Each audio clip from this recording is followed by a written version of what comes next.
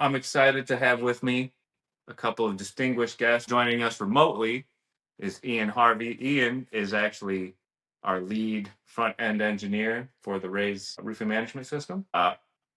Ian, when we were first kind of getting him up to speed and we were getting to know him, somehow we got to talking about music one day. And I learned that you and your brother do some part-time production kind of. Do you have like a separate company or you got like a little side project that you're running? Tell us about that. Yeah, so my brother and we started like a digital media agency called Signal 64, where we just do graphic design, web design, photography, videography, and audio and music production. So digital media wise is just we're the house to go to produce it, not necessarily to market it, but if you just need stuff made, that's really cool. Yeah, That's what we yeah. try to do. I loved your Um, slogan. What was the slogan? it was our unofficial slogan. Yeah, it's not on our website, but yeah, but our unofficial slogan, "Make dope shit," is Yeah, yeah, it's your internal ethos. Yeah. yeah. This is Gabe. Yes, I'm Gabe. I'm Robert's brother. Um, I do roofing. I'm in the industry, and I'm also a really big fan of NFL. So I'm stoked about this podcast today. Now you're working on getting into commercial work, right? You're training up on commercial estimating. Yes, commercial estimating, doing flat roofs, TPO, EPDM. And then Gabe here, you actually had a little music career going for a while. Probably still find you on SoundCloud somewhere. Yeah, if you dig up the archives, you'll find my skeletons in my closet. Yeah. Somewhere out there on SoundCloud. I did a diss track in high school. You had a beef? Yeah, unfortunately. No, we do not need to bring it up on podcast. Yeah. So, please. So that's perfect. So it's Thursday before the Super Bowl is when we're recording. And so I decided to pull you guys in so we can have a little discussion about the upcoming halftime show. No one really cares about the Chiefs and the Eagles, let's be honest. And so Again, it's right? Like, all about, I've officially dubbed it the Kendrick Bowl. It's going to fall on his shoulders to come through and provide something entertaining. But of the many, many roofers I've talked to, only a handful enjoy rap music. Yes, this is true. So here's my best pass at justifying why we have this conversation. One, Roofilosophy is fundamentally about introducing philosophical ideas to things that roofers care about. Roofers do care about football, definitely. Yes. And I can already, and I have heard this already, it's like, this Super Bowl halftime show, why did they pick so-and-so? Like, it should have been Jelly Roll. That's the one I keep hearing. Jelly Roll more than anybody. You know Jelly Roll? yeah, yeah, I like Jelly Roll just fine. Yeah, I actually yeah. think you got a great voice. But here's the thing. Is Kendrick Lamar is the most deeply philosophical artist still making music today, and I will stand on that. So that's my through line. Yes. I would agree with that. Definitely, at least in the mainstream. I was like trying to think of anybody, but anybody I could think of is probably has no listeners on Right. SoundCloud or Spotify. But yeah, definitely of like the big guys you'd hear on the radio or on TV. I can't think of a single person who's making more philosophical music than Kendrick. Yeah. And so I think my hope for this is I'm not necessarily expecting folks who have never listened to Kendrick's music or only know him for his obliteration of Drake and the beef or something along those lines. I'm not expecting like, oh, I'm going to listen to Kendrick in my spare time. But hopefully, at minimum, as they're watching the halftime show and they're wishing it was Jelly Roll, they can come away with at least a little bit of appreciation for who this person is up on stage and, just enjoy it a little bit more, even if it's just a little smidgen more.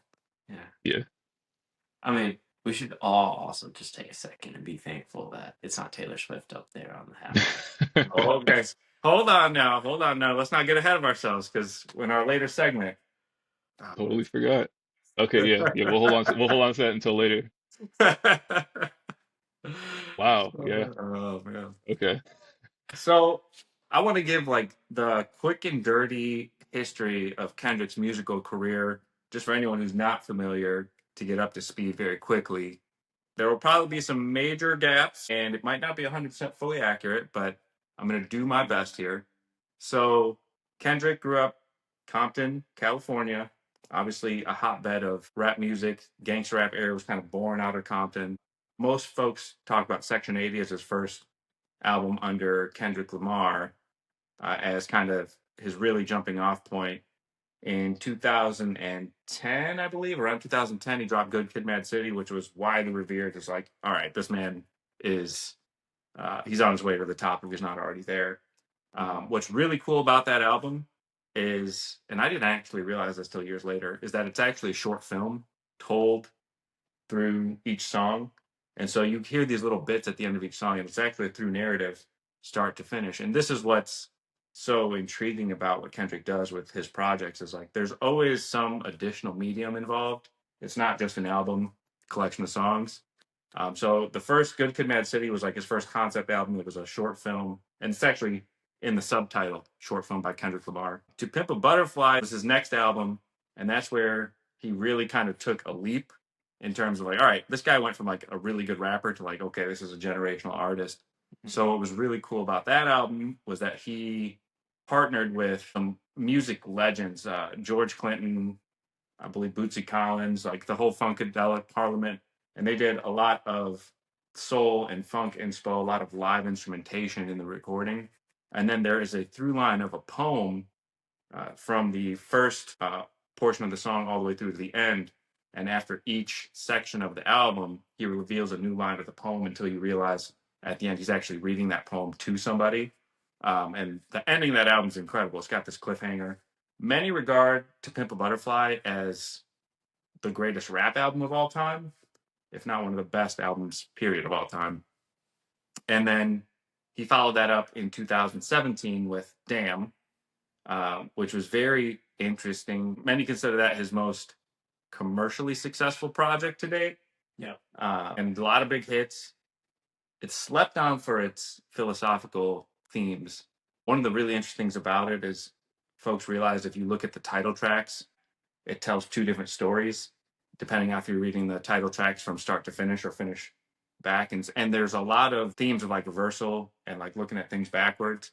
So interestingly, back when I was in the philosophical world, at least two American Philosophical Association conferences, there were whole panels on Kendrick Lamar, and they both focused on that particular album. And of course, I attended them. And so I have a whole different appreciation for what he's trying to do in that album. It's really, really cool. He's a very religious individual, very faith oriented. And so one of the cool themes through that is he kind of mirrors his own life and his own trajectory to that of the prophet Jonas, the one who was swallowed by the whale, and like the angry prophet. And really, that whole story is about how after To Pimp a Butterfly, everyone held him up as like this model, this ideal person to look up to. And he's like, I'm still kind of angry, and I'm still kind of like, you would think I would be liberated by reaching that status. What's wrong? And then kind of the theme is like, of damnation. Like, as long as I'm in this human form, I'm going to continue to be feeling these feelings of imperfection and strivings. And so that's kind of, it's almost like the end of his first phase. And he goes silent then for 5 years. And everyone's kind of like, what happened to Kendrick? He was on top and he's disappeared. He fell off. And some other important context around this is like, he's kind of got this ongoing, lingering below the surface feud going with a couple of other rappers in the industry, as most would probably know. The most prominent among those is the rapper Drake. While Kendrick is silent, Drake is still putting out lots of music. He's still building his clout as one of the best rappers out there, allegedly. And meanwhile, everyone's like, oh yeah, Kendrick's just gone. He just fell off. And like, when is this man coming back? Is he coming back? So it wasn't until 2022 that he would drop his next album, Mr. Morale and the Big Steppers. And in that album, very, very interesting. So again, he always has these additional themes playing through the album. And this one, the theme is he's talking to a therapist. His therapist in the album is Eckhart Tolle, who's a famous spiritual teacher. And so he's having this conversation through the album with Eckhart and ultimately getting a lot of these negative feelings that he alluded to in Damn out into the open and giving himself permission to free himself from these expectations that have built up all the way from Good Kid, Mad City and To Pimp a Butterfly, and basically saying, I'm not your savior, the one who you want me to be. And what's interesting, that was his last studio album for like 2 years until he just released one this year. Yes. But I really feel like that album gave him the freedom to do what he really wanted to do, which was just go for the crown as the greatest rapper of all time and then come for some heads, namely Drake and J. Cole. And that's what got us to our moment now. Obviously, if you don't know what's going on with Kendrick and Drake, even if you're not a big rap fan, if you haven't heard of this, like, you have to be living under a rock, because that's Yeah, been all 2024. Yeah. So that was my not so short history, but am I missing any big gaps here? Anything you guys want to fill in there? that pretty much covers the timeline. I think I think there's also kind of how each of his albums has like a through line or a theme that goes through each of them. I think there's even a narrative across his albums if you start from Section 80. I was gonna use some colorful language, but I'll say messed up instead. So if you start from Section 80, you have Section 80, where the theme is basically my neighborhood is messed up. Mm-hmm. And then you go to Good Kid, Mad City, and you go from the neighborhood to my city is messed up. And these are the things that are going wrong with my city. And if you go from Good Kid, Mad City to Pimp a Butterfly, that's like a lot of those themes are about it's like America is messed up. And then you go to Damn, and he's just like depressed and everything's wrong, and it's the world is messed up, and until he finally gets to Mr. Morale of the Big Steppers and realizes, no, I'm messed up. Yeah. And then he works on it, and he works on it through that album, and he comes back and says, y'all got me messed up. I'm taking out Drake. I'm taking out everybody. You think I can't make hits? I'm gonna drop a whole album full of hits. Y'all got me messed up. And now Yep. he's ready. He did what he had to do on Mr. Morale, the Big Stepper. He's got it all off his chest, and like you said, was ready for what came next. And it feels like, yeah, this is like the start of a new phase in the Kendrick story. So I'm excited to see where it goes. I don't know what to expect, like moving forward, because it's so thoughtful. His music in those first 5 albums or so, like, every word damn near is planned. Even the dates he drops his albums on, like, you Yeah, can uncover multiple layers of meaning behind. He just does this thing where he connects points from like 3-4 different angles all at once, and you're like, you literally do a research paper on Kendrick's music. Yeah. yeah. I don't know how his mind works or how he even has where he finds the time to put these things together is Very, crazy. very calculated. Yeah. Oh. And then, as you mentioned, man, now it just feels like he's like, all right, I know that's what is expected of me, and I'm just letting go of that expectation. I'm just gonna make music that people can, get hyped up to. Yeah. Yeah. Oh man. Which is true to himself if you think about it. Like, because what Kendrick maintains, despite freeing himself from this, like, title of being a savior and being the ideal, person, right, in hip hop, is he maintains this almost authenticity about himself. He stays true to himself. He stays true to LA and West Coast culture, and I think that's really unique of him to do. Kind of like almost brave of him to do is to be able to stay true to himself while finding the self revelation within himself. And then just to so effectively package that into music that people enjoy listening to and will return to. That's honestly, for me, why Kendrick is not only, in my mind, the best rapper of all time, but he's also my favorite artist. Definitely top 3 artists of all time. And I'll say, I'm not just a hip hop head. Like, I listen to every type of music you can imagine. Like, I got lost in like 70s folk rock for like half my 20s, but Kendrick is right there at the top. That's one of the things that I respect most about Kendrick as an artist is he's at once like incredibly commercially successful to the point where he's playing the Super Bowl halftime show, but he also has the skill set, so like just the lyrical ability and like the flow, obviously that's so important for a rapper. The content. I've always been drawn to conscious rap. Like, I want music with a message, and he's able to deliver that message while also delivering it in a way that doesn't feel preachy, doesn't feel sanitized. It's like still very real and, like you were saying, authentic.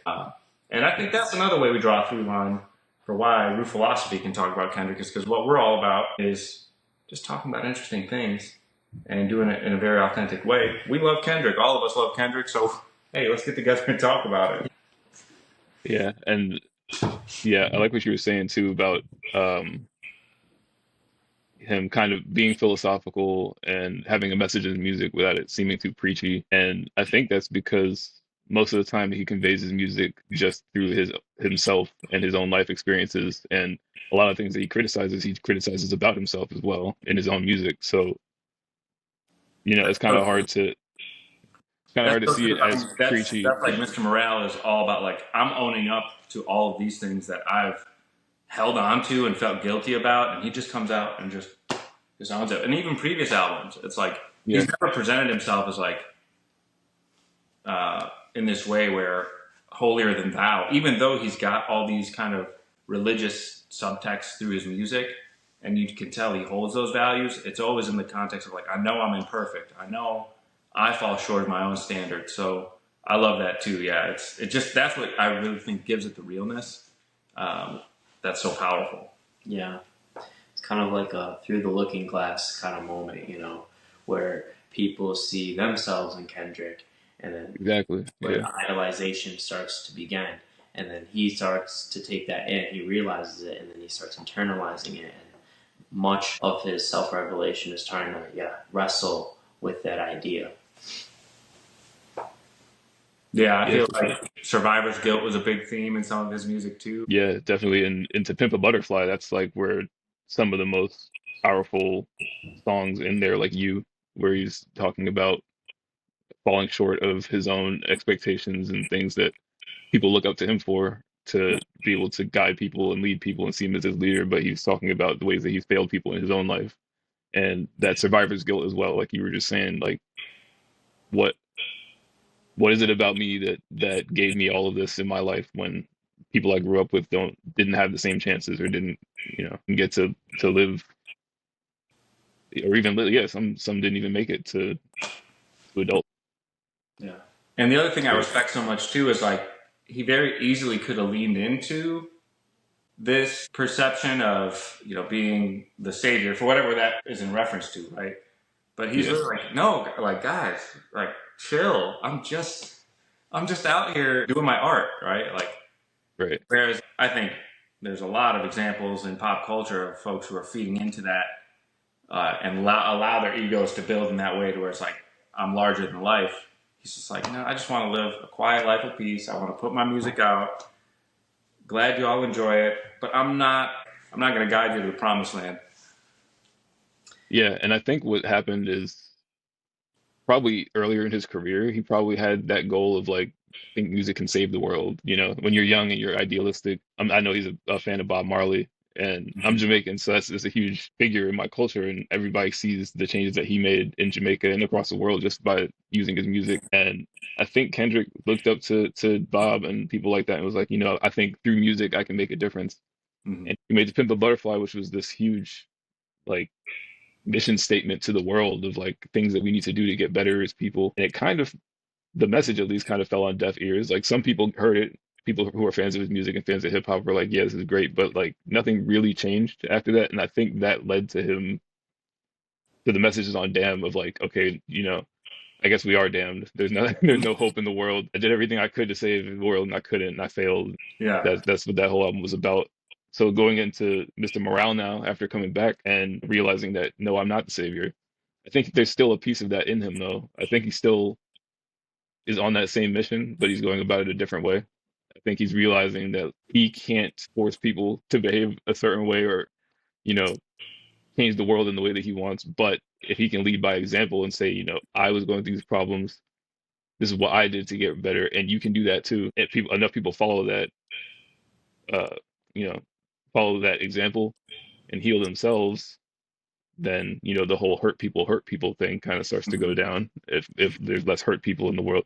So I think that's what I gained from his music when I'm listening to it, and I think that's kind of what his how his goals like shifted a little bit. But I don't think he's completely given up on trying to save the world. I think that's just like a savior complex that he's trying Yeah. Yeah. trying Yeah. to suppress, but I think it's still there.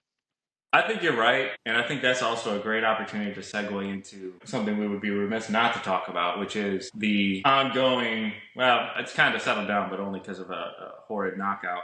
But the ongoing feud with Drake, Yeah, because I think that we could very easily look at it as like, oh, it was a verbal spar. It was just, I don't like this guy, so I'm going to go at his head, and I'm going to establish myself as the top dog. But I think just knowing Kendrick, knowing how he operates, there's levels to it. And I do think that there is something that he's trying to achieve by going after Drake, who really is kind of representative of a type of music. And he even references it in one of his diss tracks against Drake. He says, "You make music that pacify him, I make music that electrify him." And I think he's really critical of the way that hip hop music has been leveraged to kind of keep people where they're at and kind of keep people chasing superficiality. And Drake represents that like to a very high level. he's the mascot for that. He's the mascot. He's the Yeah, mascot. And I think that's really, he's almost trying to dismantle that entire industry in a way. Like he's not holding back. He's not pulling punches. And Universal Music Group, who represents both of them, had to step in basically and be like, hey, Kendrick, you're costing us some money here, buddy. You got to lay off with all the PDF file talk. right. Mostly the file Yeah. talk, but yeah, I mean, I just think that really when it comes, it's like two worlds colliding. You have on one hand in hip hop superficiality, you have people with huge egos who cannot reckon with themselves the way that Kendrick has. You know, they have not gone on this huge sabbatical or spiritual journey to find themselves and find some sort of authenticity to hold on to and to stay true to. Whereas the other side of hip hop is so antithetical to that idea. You know, they are very much into the idea of maintaining a status, ego, cars, women, the breaks, you know? So that's exactly, you know, what this whole beef comes down to when you boil it down. That is the substance of this beef. Yeah. Yeah, because I love, and this speaks to the genius of Kendrick too. In that song Euphoria, he's taking down Drake, but he's doing so by critiquing him because he doesn't teach his son that he needs to pray and follow like good morals. It's just like, man, in 2024, you would not expect that to be the attack line, but it is, and it's effective. Yeah, it's crazy because like I was thinking about it before the call, and the genius of Kendrick going into this because you know he planned this all out from Oh yeah. before anything. But like the fact that he basically saw what he was about to do, he's like, I'm gonna kick off this battle with Drake, and I'm gonna treat it like one of my albums. I'm going to craft a narrative, and I'm from the very first song to the end. I'm going to make this the battle of good versus evil, the battle of like the the soul of hip hop, Mm-hmm. Mm-hmm. and it really was just like I'm taking the steps to become a better person, and I don't see you doing that, and I think people should not be looking up to you for that reason. And I'm letting it be known that you're just things that you're promoting in our culture is damaging to people, and you're not a good person, and you need to do better. And that's really what won him the battle. Like all the other stuff, like the not like us was like the knockout punch after the fact, but Yeah, like yeah. He was already. Yeah, Drake was already. He was already down. Yeah. I think it's like so important to like and to view it in that lens too. As you said, good versus evil. You know, Kendrick was emphasizing on that. He's not upset because of anything too personal between him and Drake. More so, it's actually just the idea that people will always, you know, this is just hip hop. You know, top three. Who would it? Drake, Cole, Kendrick. But they'll always pit him against Drake, and that bothers him deeply, just because they do come from two cuts of fabric. You know, they don't mix their apples and oranges. Kendrick again, it comes from what he thinks built hip hop in the first place is social justice and human rights. You know, civil rights movement. It all came from there. Drake thinks hip hop started in L.A. You know, it's like yeah, you would and get as superficial and as shallow as that. You know. yeah, and along with those values, I think one of the biggest ones is community as well, because hip hop has always been a communal art form. It started in a park with people, just playing records over a speaker and random people grabbing a mic and saying random stuff. He understands that the success of hip hop and people within hip hop is a collaborative project, and Drake very much sees it as an individual thing to enrich himself. And I think that's something that Kendrick takes a huge issue with, especially as a message that should be pushed to the next generation, which is what he keeps pushing on in this beat too.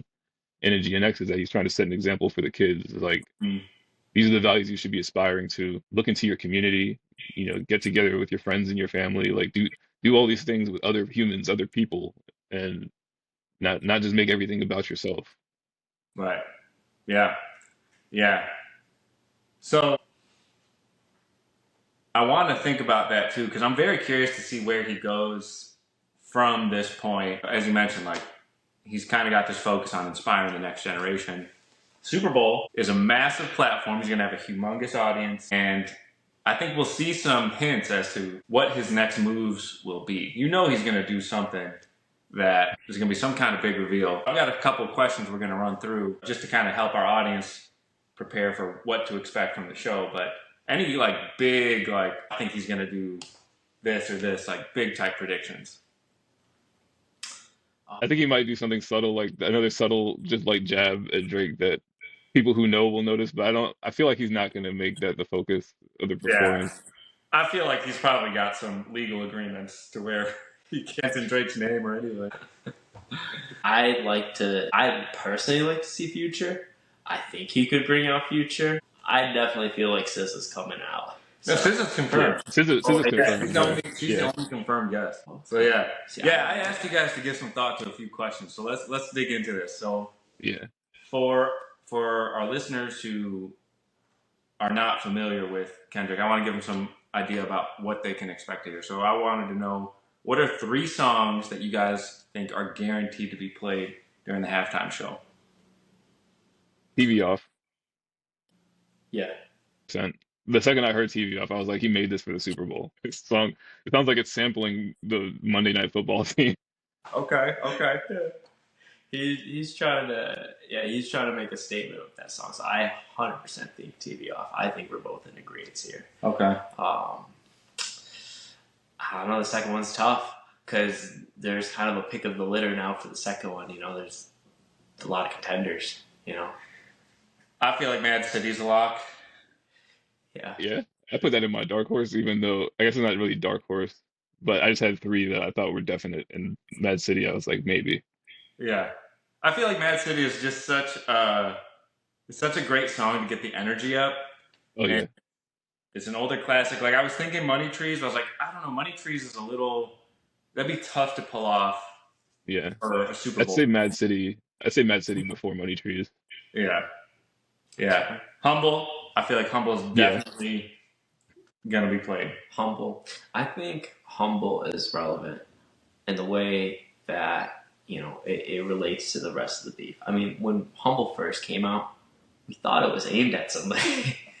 Now we know. Yeah. So I think Luther is definitely getting played since SZA is confirmed. Mm-hmm. Luther. I want to put All the Stars in a lock too, because again, that's SZA and Kendrick, one of their biggest songs together in terms of listens. But there's too many, because really, you only play like 4 or 5 songs, right? Like that, yeah. Unless you're playing shortened versions of them, sometimes what they'll do is, and I was thinking about this, I was saying to you that I think that Dodger Blue is going to get played because it's such a short song, but it's so true to LA, and it has Roddy Ricch. And again, if this Super Bowl performance is going to be centered around the beef with Drake, I mean, 100%, you're going to be playing Dodger Blue and like representing the West Coast, put it on for your city. But just is about as much embodies the beef as the diss that heard around the world, not like us. So yeah, he's got to do it. He's got to do Not Like Us. do Not Like Us. The only thing that would stop him is legal trouble, and I don't think he's worried about that at all. No. Let's be honest. I mean, it's the hottest song of the year. I mean, just you think that UMG's gonna come out and tell him to not play his hottest song? I mean, that's what gets the views up. Yeah. I think UMG's fine with it. I think if anything, it would be the NFL would be like, we don't want to get a bunch of FCC complaints or something. Someone allegedly someone from the NFL has come out and said that Kendrick has full creative control. So if that's true, then there's no way he's not doing that like a Yeah. Oh yeah. So one of the coolest things with Super Bowls, obviously, too, is the guest appearance, and there's always some confirmed, and then there inevitably is going to be some guests that come out that are surprises. So I want to know, who are some of the folks that you think might make an appearance during the show that are unannounced? Obviously, we know SZA's coming in, but yeah. Well, I don't know. What do you think, Ian? I thought Future. I mean, who else aside? I didn't even think about Future, but that would be crazy. I would like to see that actually. Future would be stellar. I mean, that would Yeah, be. I mean, as much as SZA teaming up with Kendrick, like it just added on, but Future the utmost. I mean, Drake actually took Future the most personally when he teamed up with Kendrick, and he made it known. He even said it on the disc. He yeah. didn't even come for Future. He was just Yeah. He said it made him sick to his stomach. yeah. So if he is going, like, he's still trying to press on some nerves with the beef, Future would be a great choice. Yeah. Yeah, I mean, Metro Boomin. I mean, he made that hot ass beat that it literally went viral, just a beat, Yeah. So, yeah. I don't know any So that's not musical or. so Ab Soul from TDE had tweeted that he spoke to Dave Free, Kendrick's manager, about the Super Bowl. So there's a lot of speculation that he'd be performing there, and I feel like if Ab Soul is going to be there, then it's most likely going to be like a Black History reunion with Yeah. J-Rock, Schoolboy and J-Rock. Yeah. And like, how crazy would it be for like a Heart Part 6 remix with all Oh, four of that's a them? great idea. Whoa. I just got like some Chills? Yeah, I did. Yeah. That's crazy. We're all just Wow. geeking out over this idea. Now we want that. Yeah. That's actually that's It's a standout idea. yeah. Man, okay. So I didn't have any of those. Well, I did think a Black Hippie reunion would be an avenue that seems likely. Yeah, and the realm of possibility. I was gonna say Doechii, because Yeah. she just won Best Rap Album of the Year, and she's on Top Dog, which is Kendrick's old label. Yeah. I could see her making a surprise appearance. So if you remember back when Dre and Snoop did the Super Bowl, like sometimes the guest appearances and getting the mic or singing, they had Anderson .Paak on the drums. So I was Right, thinking, yeah. what if Thundercat's on the bass? Oh, Thundercat. So I think Yeah. that could be a little sneak like guest appearance that's kind of subtle.